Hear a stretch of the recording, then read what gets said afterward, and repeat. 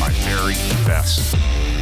This is what I want to convey to you guys in terms of, just being a single person in this world that gives a damn, that wants to do something, that can dedicate some time and grind and do something, right? Like this is our moment in history. Shit's not working. And one of the things that I said, and after we kind of got warmed up a little bit, and the smell test, as they used to say, we started talking about America. And I told him, I said, listen, man, we're a post-constitutional United States. Make no mistake about it. I don't care how much red, white, and blue you bleed. I get loving this land. I get loving the neighborhoods that you grew up in, and your neighbors and your family, and all these amazing people that are here that I mean, look, I'm 40 years old, and I've seen America change so drastically in terms of the way we communicate, the technology, the idea. I mean, from when I was a little kid, that there was still a huge problem with people from different ethnic backgrounds being associated or married, or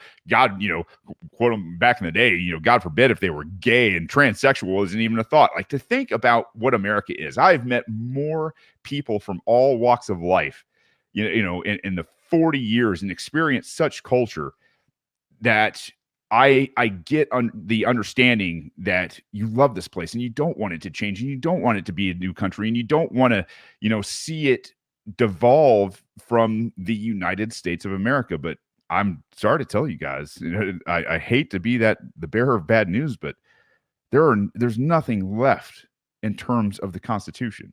And you guys know how I am. If you've been a long listener to the show, as the anti-federalists were right. The Constitution was a coup on the Articles of Confederation.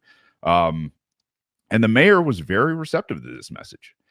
And I told him, in 5 years, maybe less from now, this country is not going to be this country anymore. It's going to be something different. It's going to have evolved again.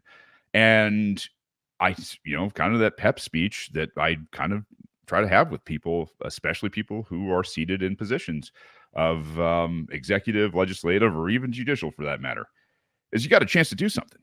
If you came into this position, you want to do something, you've said so yourself. Well, let's damn do it.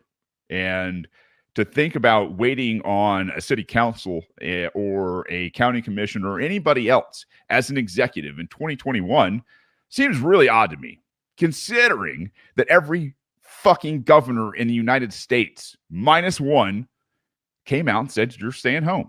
You no longer have the right to assembly. You no longer have the right of association. You don't have the right to run your business free and unobstructed. Like, that's what the governors did this past year. So the idea that governors and presidents and executives have set this precedent to where executives can kind of do a lot of what they want to do is really, really dangerous. I don't care whose hands it's in. However, I will tell you right now that if you're thinking about running for office, I think you should probably run for an executive position, because now is the time. Now is the time you can make proclamations. Now is the time you can make executive decisions in terms of removing policy, and you can do it all based in the Constitution. I'm not saying we need to bring the Constitution back. I'm not saying anything great about it. What I'm saying is it can be used as a tool to nullify the federal, the state, the county, and the city overreach, wherever you are. This is what we have to be doing.